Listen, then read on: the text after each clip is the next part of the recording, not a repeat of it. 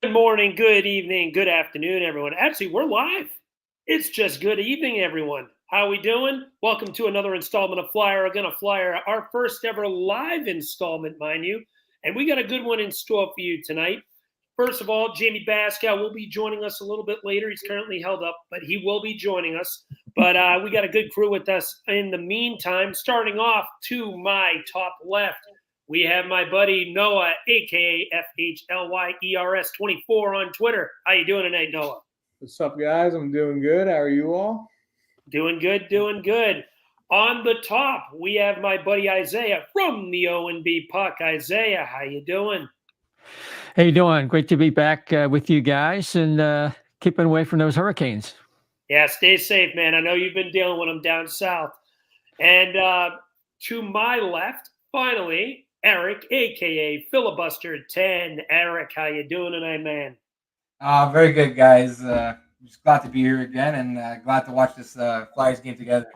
This is going to be fun. And for you, those of you that do not know, right after this episode, we are going to be going over to a live stream for the home opener between the Philadelphia Flyers and the Vancouver Canucks. So we hope you guys can join in. But with that being said, let's get right into it. Flyers, not the best West Coast road trip they've ever had. Coming off a 1-2-1 record, only putting up 3 points. Me and Jamey talked about it last week after the opening win against Vancouver. We hope there'd be a little more success on this one compared to prior Western Canada road trips, which seem like they always are their Achilles heel. They didn't really get too much success. Lost to Calgary 6-3, overtime loss to Edmonton 4-3, and then just a disaster of a game against the Kraken that I felt like was worse than the score indicated, 6-4. So we're going to go top to bottom here and get some opinions. Noah, I'm going to start with you tonight. Noah, what's your take on this? What's your positives and negatives and just overall reaction of this road trip? I mean, I think a big positive is going to be the young kids. I mean, Matt Vey and Jet Luchenko. I mean, Matt Vey's looked really great. I mean, that Seattle game was definitely not a great one for anyone, but definitely definitely most of the road trip they looked amazing or like they really belonged in the NHL. And, you want to head up over to someone else? I gotta check on something. All right, ahead. That's fine. Isaiah, how about you? What's your take on this road trip? Well, it's early to come to any drastic conclusions, but if you said before the season you were worried about the Flyers' backup goaltending and the defensive pairs and how they would all, create kind of synergy or how well they would work together, then you're right on the money. Because in the first 4 games, if there's a negative, those 2 areas of the team have emerged as question marks still to be answered. And a lot of fans are left hoping that there can be an improvement there. On the positive side of the ledger, the Flyers power play has scored in each of these games. They have a total of 5. Matvei Michkov has really been a difference maker. He seems to be a playmaker in a different style than Claude Giroux. But again, he's a catalyst like G, and it's great to see. And it gives us hope going forward. The PK has been okay. There are some problems 5-on-5 with the team so far. I think Samuel Ursan has played fairly well, not perfect. And of course, he was brought in a really tough situation in Seattle. And is really, by then, the Flyers had been chasing the game to such an extent. Overall, I look at that as a little bit of a missed opportunity that maybe they could have done a little bit more had they had some areas improved in some of the categories that I mentioned. Good points. Good points. Definitely. I agree with pretty much all of that. Eric, how about you? What's your take? Well, my take on the first 4 games is it was very up and down for I think everybody on the team. Like you had one game where like Michkov's line with Frost, I thought like when they were put together by the end of the first game into the second game, I thought they played incredibly well. But then in the Seattle game, they had a terrible game. And you have let's say you have Sean Couturier. I found like the first game he was awful, but then after that point games 2, 3, and 4, I thought he was actually really good. And also like goaltending, I think Urson, for me, from what I've seen in the 2 games that he played plus the period that he came in relief, I thought like we have our number one. Like he's incredible. Like he kept us in a couple games where we had no business being in, and then it gave us enough time to catch up and like take over. And look, in the Seattle game, look, I turned the TV off after the second period. I was like, it's late at night, man. I got kids. I gotta go to bed. Like I can't. Like I'm not gonna watch this garbage. But then like wake up the next morning, you find out, Urson came in relief and actually gave them a chance, and they mounted a bit of a comeback. And so that's one thing that's really impressed me so far is at least we know our number one goalie is set. For me, for the season, Urson is our go-to guy, and we're set. Fedotov, like the first game that he played was not great, but like from what I heard, wasn't too terrible. But like those, I would say the first 3 against Seattle, the first 2 were definitely soft. The third goal, he just let the rebound fall right on his side, and like you can't do that. And so we'll see where it goes. Like still, it's early. Give him time. We'll see if he could catch up and like find his game again. But that to me is like the biggest, what I've taken away the most so far. Well said, well said. I'm going to piggyback off you a little bit. So overall, we'll go game by game a little bit, quick 30-second summary. Obviously, the Vancouver game, they were pretty resilient. Didn't have their best game 5-on-5, but they did enough after on their heels first period to get enough for the win. That Calgary game, it was a very emotional night, obviously, with the tribute to Johnny Gaudreau. God bless him and his family. And they felt like they never really kept up with the Flames that game. They kept it competitive, but it was just an uphill battle from the get-go in that one, especially falling behind 2 goals in the first 10 minutes, which is difficult to do. Roles reversed at Edmonton. They jumped up 2 goals. Matvei Michkov put in 2. And then after the first period, the second period on, Edmonton found their game and really just started taking it to the Flyers. Flyers did lead for most of the game. They went up 3-2. Edmonton got a late goal in the third to tie it at 3, and then ultimately lost in overtime. And that Seattle game was just a mess. Just mess top to bottom. Goaltending was rough. 5-on-5 play was bad. But anyway, I'll give some pros and cons about this. Start with the cons. Fedotov, not a good showing. That Calgary game, he wasn't great, but he wasn't good either. There was at least one softie. There was a one-timer on the second goal of the game that beat him off the shoulder. And I'm thinking to myself, you're 6'8", man. You can't play small in the net like that. You got to be able to find ways to stop those. And in the Seattle game, as Eric mentioned, there was at least 3 softies, like just inexcusable stuff. So at the end of the day, Fedotov, I'm not going to hit the button that says, get him out now, bring Kolosov up, panic button, panic, yet. But this isn't going to be as long of a leash as they would have had originally. They're going to need this kid to really show that he can adjust to the NHL game, and he could. We look last year, Samuel Ersson had a really rough start to the year. Yeah? If I remember correctly, he ended up letting in probably 4 or more goals, I think, in his first 4 games. That Anaheim game last year he had was an absolute albatross. But then as the games went on, he found his game, he found his rhythm, and he was pretty good for about 2.5 months, maybe 3 months. So I definitely want to give Fedotov at least another couple games. But there's a few things I point out about his game. His rebound control was lacking. I feel like he's slow to the post, and he's got to play bigger in net. He's getting beat over his shoulder too often, especially for his size. I understand the speed aspect of things going side to side. Being that size, it might be a little difficult for him, but you can't get beat over the shoulder consistently, and you've got to be better at controlling your rebounds. As Isaiah mentioned, the 5-on-5 play has been lackluster. Needs to be better 5-on-5. Their power play has been great. I'll talk about that in a moment, the pros. PK, so-so. But they've got to be better 5-on-5. They just were not good in this entire road trip 5-on-5 hockey, and that's got to change. And I think it will. They were pretty damn good 5-on-5 last year, so I'm not going to be hesitant to believe that it won't change. But it has to. They've got to find some consistency there. And final con, is I worry about the center depth. Like they don't have a number one center, as we mentioned. Is Frost going to be able to run that forever? Are you going to send Luchenko back down after 9 games?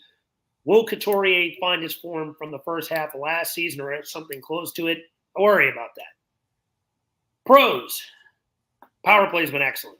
Night and day. Absolute night and day. After 3 straight last place finishes, the power play looks sensational. They scored 5 power play goals, as Isaiah mentioned.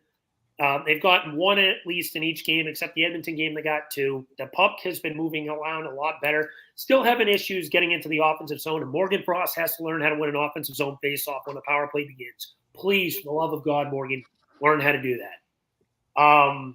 PK's been decent. And one guy, I got to give it to Jet Luchenko. I know he hasn't really showed up in the stat sheet yet, but for an 18-year-old to come into this situation and play the way he has, even though he only played in 3 of the games, but to play the way he has, his speed has been noticeable. He's on the power play. He helps get into the zone well, which is something they've had issues with. And that's definitely something that this team has really benefited from. So I got to give it to Luchenko quite a bit. And then my third pro is Samuel Ersson. I think he has stepped up these 2 games. He hasn't been perfect. Don't get me wrong.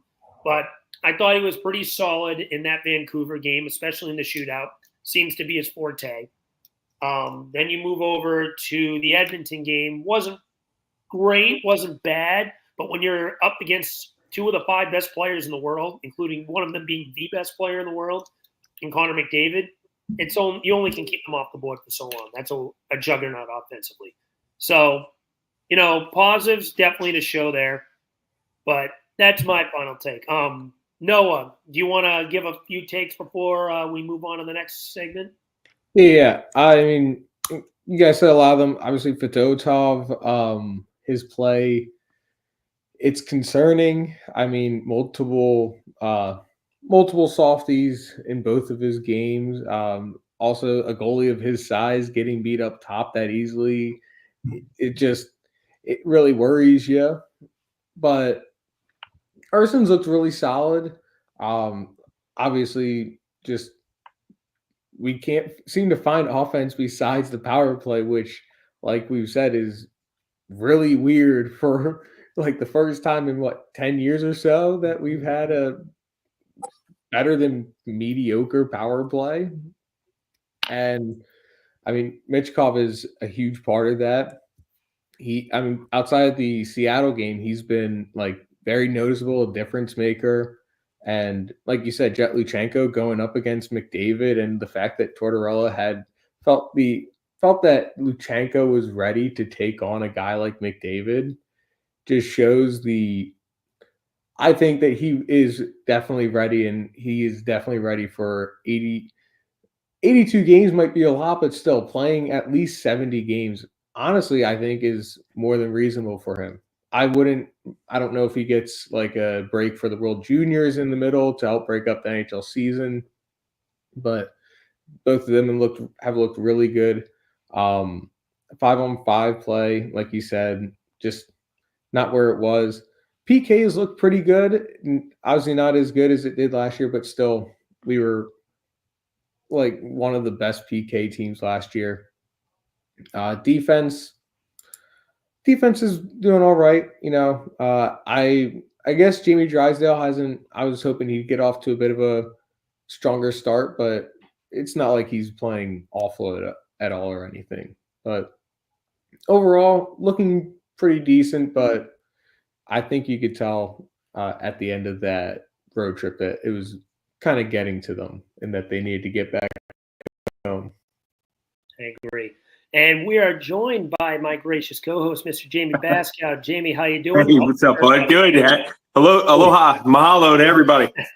I love the shirt, by the way, Mr. Baskow. Yeah, man, trying. So before we move on, I'll put the ball in your court too, Jamey. What's your quick reaction about this overall road trip, pros and cons you might like out of things, not like out of things? What are we thinking? Well, I have a big con. Actually, I think you're seeing what goaltending did last year for the Flyers, especially early in the season. Sorry if that was already mentioned, but you saw Carter Hart steal a lot of games last year for the Flyers, games that they shouldn't have won. They won 1-0, 2-1. You know, this is what we talked about, right? That the goaltending had to be, you know, really, really good, especially early on, because the Flyers, it appears that they struggle early and they have to wait and get their bearings. Samuel Ersson was phenomenal against Vancouver. He was okay against I thought he was okay. You know, against Edmonton, I thought he was just okay. I don't think he played. You know, I thought he was average in my opinion.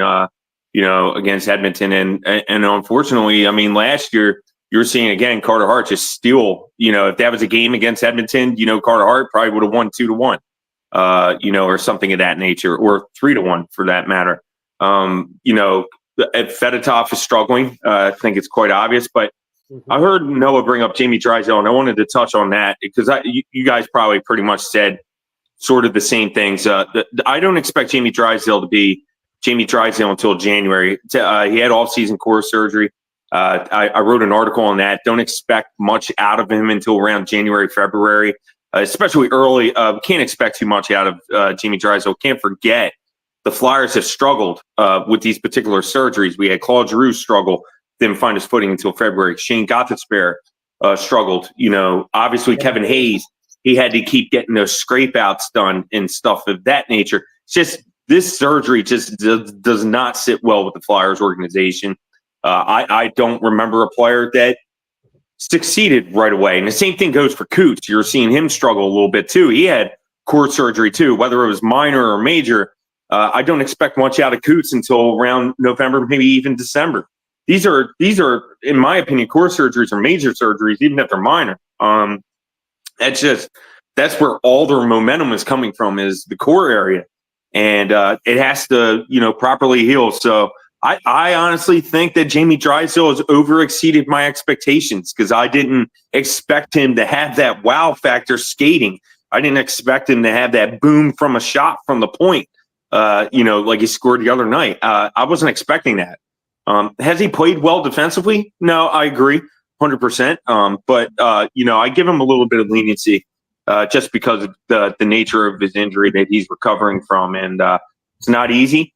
But I wanted to say, you know, if I want to see Fedotov get more starts here, hopefully he gets one. What would it be, Tuesday or Wednesday? Because of that back-to-back that they have against the Washington. I think that's Tuesday and Wednesday this week, right? And so hopefully he gets one of those starts, and hopefully maybe one other the following week. We got to see what the Flyers have to see what they have in Fedotov before they have to make a decision on Alexei Kolosov, which would be at the end of the month. They have to. So I'm hoping at least that he gets 2 or 3 more starts before they have to make that decision. And I'll tell you, Kolosov, he struggled last night, but what I like from him is his resiliency factor. He came in, Lappy could have pulled him for the second, didn't, went with him, and he put a phenomenal second period together and then played very well in the third period. I'd like to see that from a goalie, because it's not going to be all roses. And we saw that, you know, Samuel Ersson had to stand on his toes in order for the Flyers to get their footing. Well, Kolosov struggled in that area yesterday, but he put together a solid second and third. So that's what I look for. Tonight, I'm looking for a Samuel Ersson rebound, so to speak, quote unquote. I'm expecting a good game from Sam and, you know, play well again. Luchenko has overexceeded my expectations. I didn't expect him to, you know, I knew he had the speed, but I didn't think that he would have this type of success against NHLers, especially right away. I mean, the way he enters the zone cleanly is blown me away. I just, he's taken that power play to another factor. And you know what? Since we're on the subject of Fedotov, that's our next segment we're going to talk about tonight.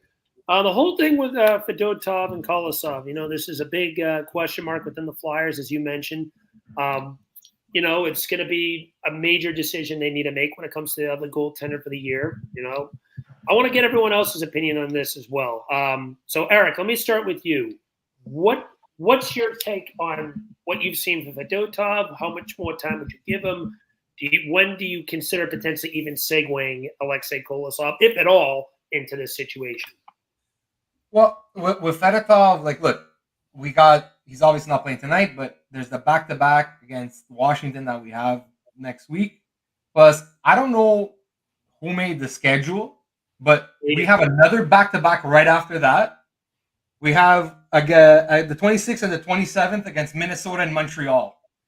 We're going to play 3 back-to-backs in the first 9 games of the season, which I find is a little bit ridiculous. But at least, like, maybe Fedotov could get 1 game in both back-to-backs, and at least, like, show us what you got. If he could come back in one of the games, at least in the Washington game, show us, like, I don't want to say a sign of life, but, like, show us something. That, because, like, look, I didn't watch the Calgary game, but I spoke to one of my buddies who's back home that's another Flyers fan, that he played goalie his whole life, and, like, I talked to him, like, oh, how'd you see Fedotov? He's like, it was okay, like, he gave up 1 bad goal, but, like, he was okay, he was solid. And then you would think you'd build on that game, but, like, against Seattle, he was just terrible. And so that's why, look, you give him the game against one of the games against Washington, let's see what you could do, and then you give him either Montreal or Minnesota. But I think if he struggles in both those next 2 games, in both his next 2 starts, I think you have to seriously consider calling up Kolosov, see what he can do, and maybe give, like, Fedotov. I don't know if they could just. Well, look, they could waive him, send him down to the minors, and give him a few games there. Maybe find your game in the minors, because honestly, no one's picking up that contract. Like, that's, like, it's waiver proof. So either you send him down, or I don't think you can send him for a conditioning stint, because I think you have to miss a certain amount of games before. So I think that's it. If the next 2 starts, if he can't at least show some signs of improvement, or at least, like, keep the team in a game, then I think you gotta consider sending him down and maybe have him play some games for Lehigh and call up Kolosov and see what he can do as a backup. Because, like, I understand, like, this season is not, we're not competing this season, but you gotta find out what you have. And if this whole thing with Kolosov at the end of the month, like, maybe he's gonna go back, well, then you know what? Like, if Fedotov is struggling, you gotta call up Kolosov and see what he's got. I agree with a lot of that. I apologize, I had to step out for half a second there. But yes, very good points on the whole Fedotov situation. The leash is only limited here. Isaiah, how about you? What's your takes on the situation? Yeah, I agree a lot with what Eric said, and I would take it further. I would say the issue with Fedotov appears to be foundational. Now, we could excuse what happened last year and not come to any conclusions. But the problem is Fedotov has never looked really comfortable in net. And just as a layperson, just a hockey fan, I've identified 3 areas for improvement, and really he needs some intensive coaching that would probably, as mentioned, benefit best from a series of games at the AHL level to build him back up. He's having problems dealing with screens, and he's making himself alternately too tall when he's dealing with screens, when he should be using his height in a butterfly to move side to side to deal with that. And then sometimes too small when he's faced with a shooter and he's going down so quickly and leaving net that he shouldn't. He's having problems with high shots, and we see this with the point shots. So there's that aspect. Then he doesn't seem to have gauged his depth in the paint, and where he needs to be at different times, whether he's afraid there could be a passover, or whether he should play deeper in the net. A guy that big, generally, I would think, would want to play deeper in the net, and his depth issues seem to be a big problem. And then there is the rebound control, which is at times non-existent. So he really needs some real coaching up. And if you get coaching, you want to be able to implement changes right away in games, get feedback, get back in there, and gradually build yourself up. And it's a real problem, because I think he could be running out of time, where if we do have these back-to-backs, like Eric said, I mean, it is an ideal time to see what you have just in time for the artificial, if maybe, deadline with Kolosov. And frankly, Kolosov is yet another goalie who needs AHL time and seasoning. That's part of the problem. Both goalies need to adjust to North America, and haven't shown that, given the fans or the coaches, in my opinion, the confidence that they could do the job. That said, the Flyers might have no choice, because if we see the Ivan Fedotov that we've seen over the last couple games so far in the next two, the Flyers might not have any choice. That's the way I see it. It is a situation definitely to look at, and that I didn't even consider the point shots into this perspective. You make a very good point there. I do feel like he needs to play his height a little bit better, especially on that take. Noah, how about you? What's your assessment? I mean, you really do got to see what you have with Fedotov now, because comparing the Flyer schedule and the Phantom schedule, obviously Fedotov is going to play one of probably the Wednesday game, maybe the Tuesday game, but one of the two Washington games, and then one of the two games next weekend. Mm-hmm. And in that same time frame, the Phantoms play 3 days in a row, starting next Friday through next Sunday. So I would assume Kolosov probably plays the first and third of those games. And then we have a game on the 29th. They have a game on the 30th. So, and the deadline's the end of October, correct? So maybe it depends. If they're trending a certain way, Jamey, you probably know more than any of us because you're down there. But if it looks like it's imminent that he's going to get called up, I'm sure they're going to have flexibility. I don't think there's hard deadlines. Yeah. But He would definitely be in agreement to that 100%. He would be going nowhere, and absolutely, there would be no deadline at all. 100%. That makes a lot of sense to me. But you see that, and Fedotov gets a couple starts during that time, and Kolosov gets a couple starts as well. You see how they do.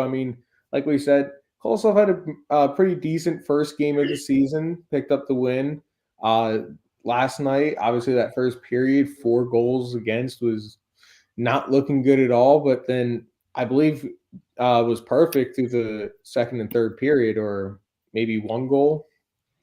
But still, really solid second and third period. It was great to see him bounce back from a bad first period, and we'll get to see a couple more starts, see what we have in him. And honestly, if Kolosov is looking like the better goalie, I think you gotta at least bring him up to play a couple games to see if maybe he could stick over Fedotov, especially with the probability that he would want to go home if he's not going to play in the NHL.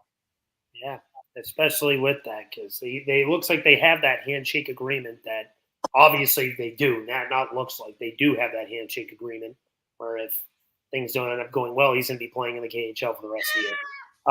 Jamey, do you have any extra points you'd like to add?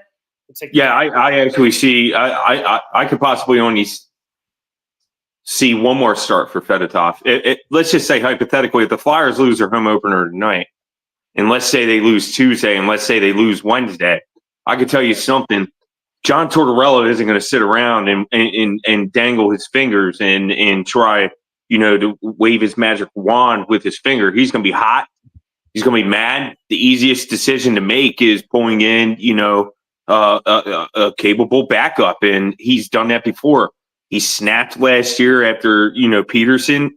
He handled the situation much like the Fedotov situation the other night when the media was trying to ask him questions, and he was like, "No, I'm not talking about Feds." He's not going to throw one of his players under the bus. Mm-hmm. He did the same thing last year when Cal Peterson had that bad game. He was like, "No, I'm not here to talk about Cal. Ask me any other question." He's not going to throw him. But then the next day you look and here he was waived, and sent back to Lehigh. So I could tell you, if the Flyers lose tonight, lose Tuesday, and say they throw Fedotov in there Wednesday looking for to snap a skid, I assure you that a move will be made sooner rather than later. That is 100% certain. This is a tough Vancouver team tonight. Just because it's a home opener, doesn't mean the Flyers, hey, we win. They got to go out and prove that they can play 5-on-5. So I'm a little worried about tonight. And then if Urson probably gets to start Tuesday, but let's just say if Fedotov gets to start Tuesday, let's just change the aspect of it. Let's say Ivan starts Tuesday because they've gone 1-1-1-1. Let's say that pattern is still consistent. Fedotov has a bad game Tuesday. Kolosov may get that call on Wednesday. It could happen like that. The Flyers have done crazier things in the past, and we've seen it, right? When you think a player sticks, and then they're like, "Oh, really? They did that?" This is a drastic change that could change the overall landscape of the season here. Torch believes in this team. They kept this team around together. They didn't change it for a reason, not just because we're in a rebuild. It's because of the room. They love the room. However, if the room isn't playing up the standards, to his standards, a change will be made. And the easiest change to make is Fedotov to be waived, be sent to Lehigh, recall Kolosov. If they have to put Ryan Ellis to LTIR for cap purposes, they'll do it, for Torts. But that's what I wanted to say about Ivan. On top of my problem that I have with him is that he just doesn't seem comfortable, whether it's point shots, whether it's screens, whether it's rebounds. He just seems shaky. And it's kind of crazy because I really thought he was playing well in Calgary up until those, flurry of goals there. And then I thought that he put together a really good third period, and then he had that bad last 3 or 4 minutes of the game. And I was like, oh, okay. He just doesn't look comfortable. He just looks it makes it seem like it's guessing. And yes, Isaiah hit the nail on the head there in terms of dealing with coaching. They haven't had much time to coach because of the travel schedule, going to different time zones and stuff. So Kim Dillaball hasn't been able to work with Ivan during this time. Really good time, right? So now with getting back to the East Coast, hopefully Kim is able to work with him on Monday, presuming they have off tomorrow, to get things together. Hopefully he's able to work with him Monday, before, Tuesday and Wednesday there. He just doesn't look comfortable at all. It looks like he's guessing right now. I absolutely agree. And this is where I came into things when it's rebound control. I feel like when his comfort comes into play in that aspect of things, but it feels like whenever he gets a shot that he feels like he's guessing on, the puck's ended up into a bad position, where that Seattle game was a perfect example. There was, I feel like, at least 2 goals that went in based off of bad rebound control for him. And then I think there was another one in the Calgary game as well. Like, he definitely looks like he's shaky there. I gave him an excuse last year because, he got thrown into a really tough situation. He didn't play for a month, brand new league. He's thrown right in the dead heat of a playoff battle. Like, the intensity that you're getting thrown into instantly after having a month off like that, you can't even describe what type of pressure that was put on this kid right off the bat. And it just went to shit in those 3 games. So I kind of say wash. I'm not giving him any issues for that whatsoever. You now have the opportunity to get your game accustomed. And, these first 2 games, as you mentioned, he has just not looked well at all. He's looked very uncomfortable. He's looked very unsettled. It looks like someone who just doesn't feel the game very well at the moment. Isaiah made some good points about his arguments of what are some of the things that we look at that he's been struggling with. His vision being a big one right now. Jamey, you made a great point. That is his comfort. Like, he doesn't feel like that he's settling in the net right now. My big issue is his rebound control and the fact that a 6'8" goalie is letting freaking shots go over his shoulder. That's just inexcusable, in my opinion. You can't have that happen. But here's the big picture, what I would personally do with him. I realized last year that when it came to the Samuel Ersson issue, he had a rough start as well. He found his game, but his issues weren't quite the same as what Fedotov is dealing with. I look at this situation and say this. I get Fedotov, the bare minimum of 1, probably at least another 2 starts. So he's going to get one of those Washington games. I'm not giving him the Tuesday game because that game's in Philly. If that goes wrong, the fans are going to give him so much BS, and it's going to get ugly quick. You throw him in on the road against Washington. I'd much rather have him get the road game, not have to deal with the pressure of the home fans absolutely tearing him a new asshole if things go badly. I don't want to put him in that situation. And then you have the Minnesota-Montreal back-to-back. You won't have a choice because both of those games are at home. I give him one of those games. Probably the Montreal game, but we'll see. I don't know which one of those yet. I want to kind of judge it based off of how he plays. But I give him both of those games most likely. If those 2 games go bad, I'm calling up Kolosov, and I'm waiting for Dotov, and I'm running that. And as Eric mentioned, I think that contract is very unlikely to get picked up. Maybe Colorado, because that team looks desperate right now, is the only team I could potentially think of that could throw a bone to it, but I still feel like it's unlikely. But at the end of the day, Jamey, you made the great point, too. You have to make a decision on Kolosov, and you have to make the decision before the end of the month. Those 2 games are going to turn in it. One of the Washington games and one of either Minnesota or Montreal, whatever one he gets. I'm going to guess it's Montreal, but we'll see.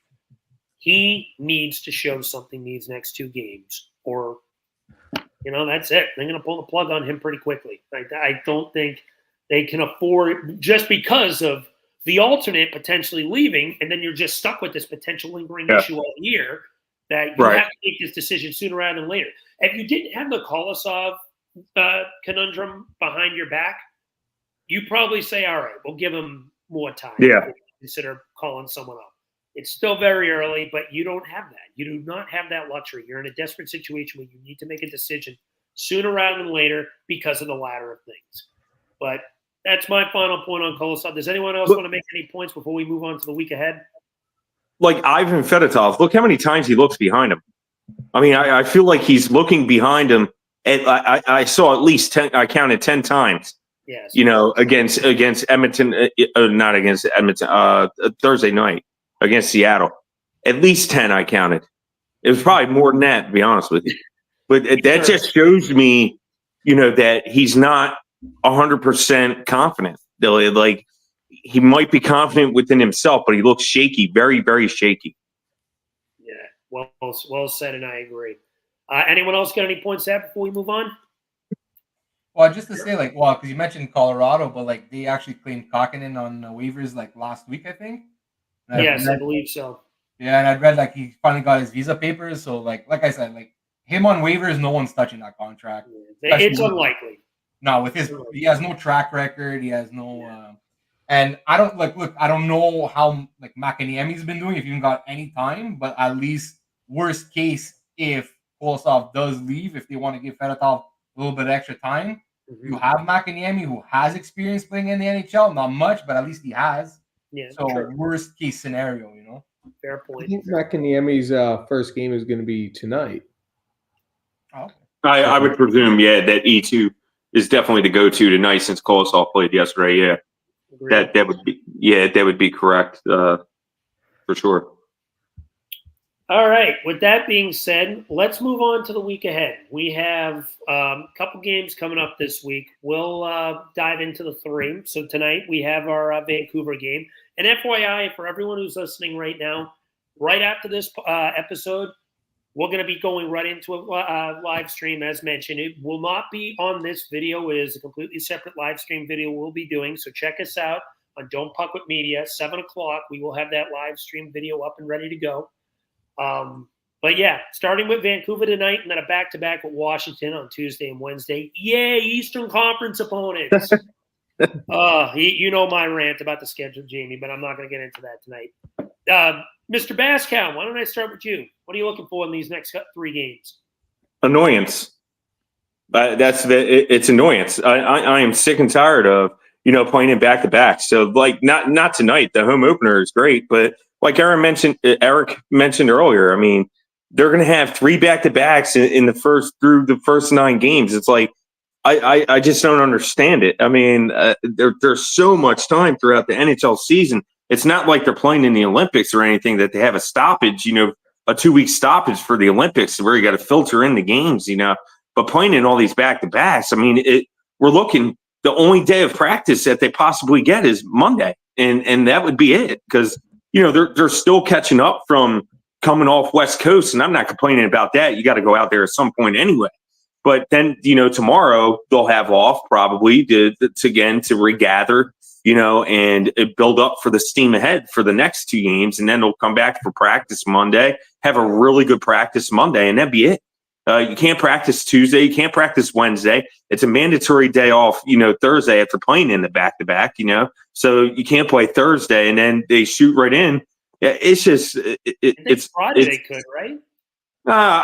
That's it for I guess you can Friday. Have a good practice. Friday. I guess it would be a light practice. I don't think it would be anything too heavy after playing in 2 games and just having a one day. Maybe it will be an intense practice, but that's it. So yeah, it's annoying. But in its grand scheme of things, I see the Flyers losing tonight 2-1 in overtime. I see them, sweeping. I actually see them sweeping Washington. I think they're going to sweep the home and home, but I think they'll lose tonight in overtime, and the Flyers will be 1-2-2 tonight, and and then sweep 2. I think they'll win both in regulation, and I think they'll lose to Minnesota but beat Montreal. Okay. All right, Noah, how about you? I think going off of what Jamey said, like the rest is going to be a big problem because it's good for us in terms of seeing what we have in Fedotov and Kolosov, but in terms of like rest and practice, like Jamey said, like Monday and Friday, and like you're not gonna have super intense ones because you have games the following day. But and also I have been so fed up with the NHL scheduling because why the hell did we have to start the season with a back-to-back, but started on the 4th day of regular, like when actual regular season games started playing? Like, New Jersey played 3 games before we played. It's absolutely 8 days after our last What's the Yeah. point of a preseason game if you're going to have an entire week off? right. Like, the NHL needs to really step it up with that. Like, I don't know if it's the whole global series that messes it all up, but they do need to figure that out because it is insane. I really want to see good effort. The biggest thing for me this season, I just want to see guys going out there and playing their hardest. I want to see who has it, who doesn't, and I'm really excited to see what Michkov is going to do. I think tonight he's going to feed off the energy, and I think I think we could see a very magical home debut. And you know what? If he gets a goal tonight, especially like early in the first period, that place is going to be rocking the hell out. So I think that they will win tonight. I think that there's going to be a lot of energy in the building.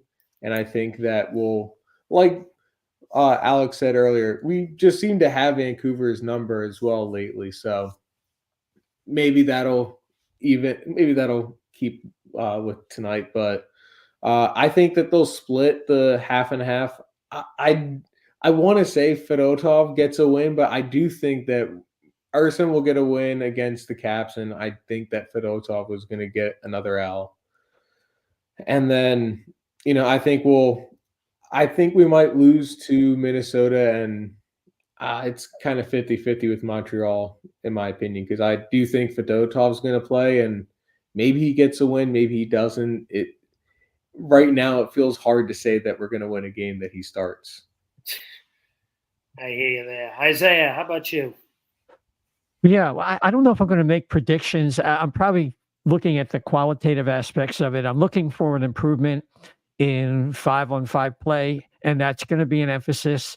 It looks like they're struggling once they actually get into the zone. And the potential is there in terms of the entries allowed, the entries denied, and all that. But when you talk about the quality of what's going on in zone, it just has to be upgraded, and the players have to, break out of their slumps. Guys like Owen Tippett, Tyson Forster, even though he's playing overall fairly well on both sides of the puck, Michkov has to continue to be a catalyst.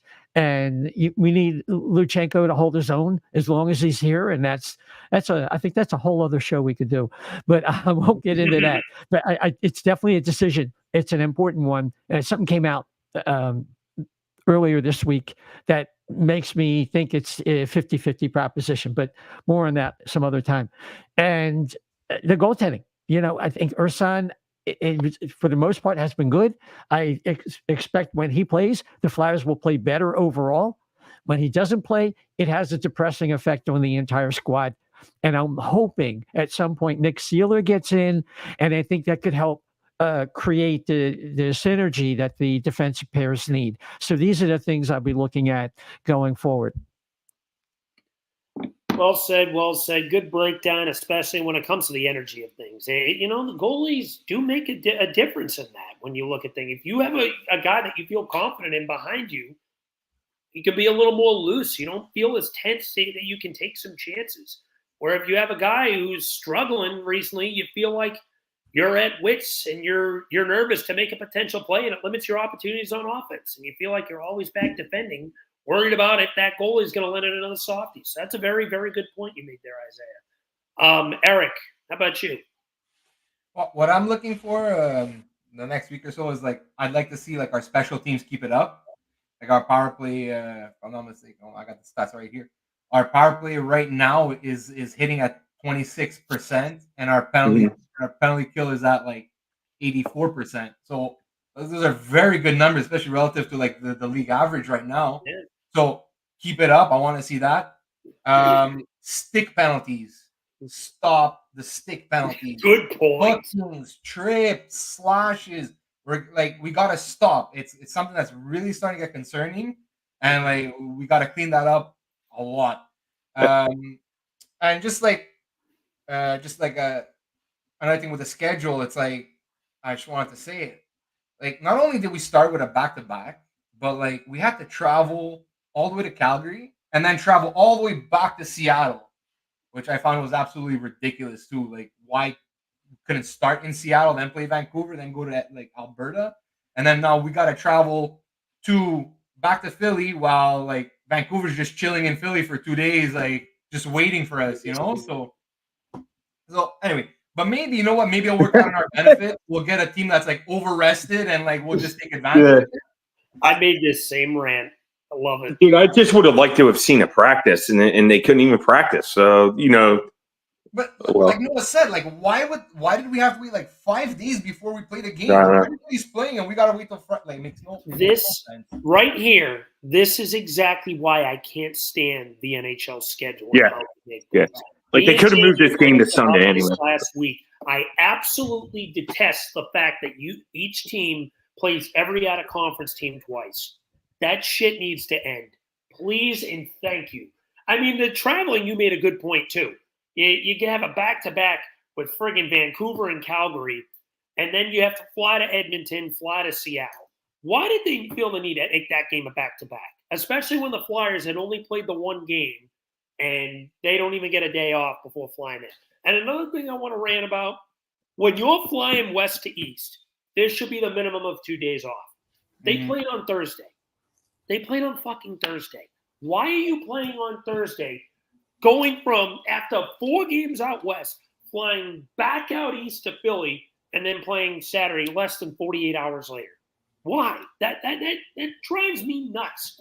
Go ahead, Jamey. Yeah, I just want to chime on one thing. This is where Ed Snyder used to step in when they would propose a schedule, and he would put his foot down, and he would not allow these types of things to happen in the past when he was, he was a big boss. And that's 100% right, Isaiah. We need somebody with balls. You know what I mean? And that's the thing. It's absolutely ridiculous. It's absolutely ridiculous. This is like the 4th time zone that they're playing in, and it's the 5th game.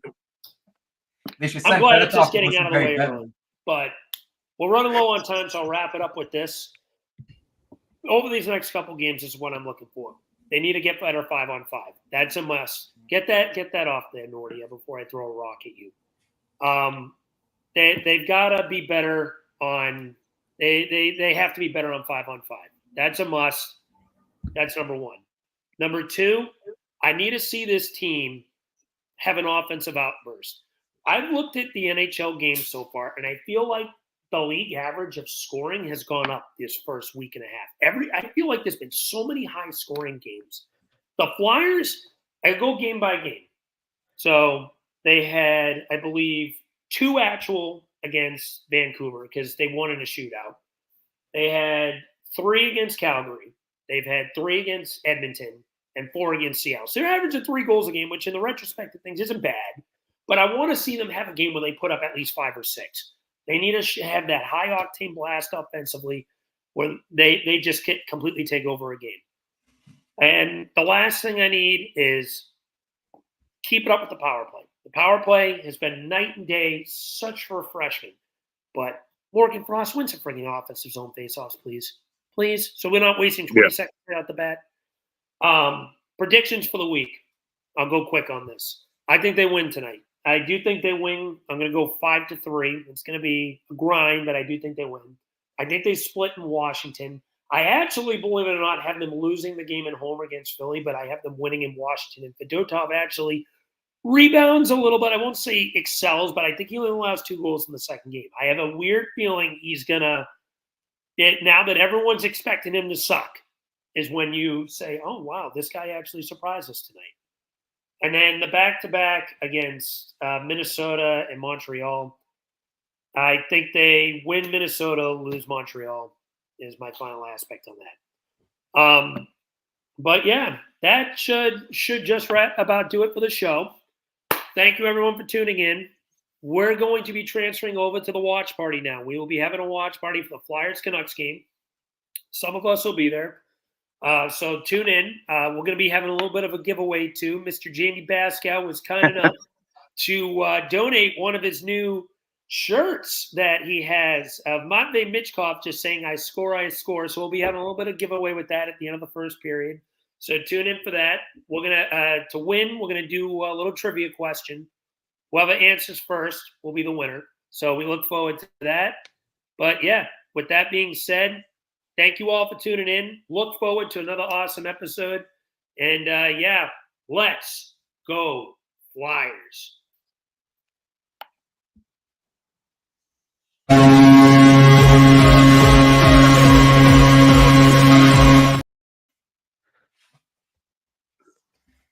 It's a good show. Okay. I got to chip the end there a little bit. It kind of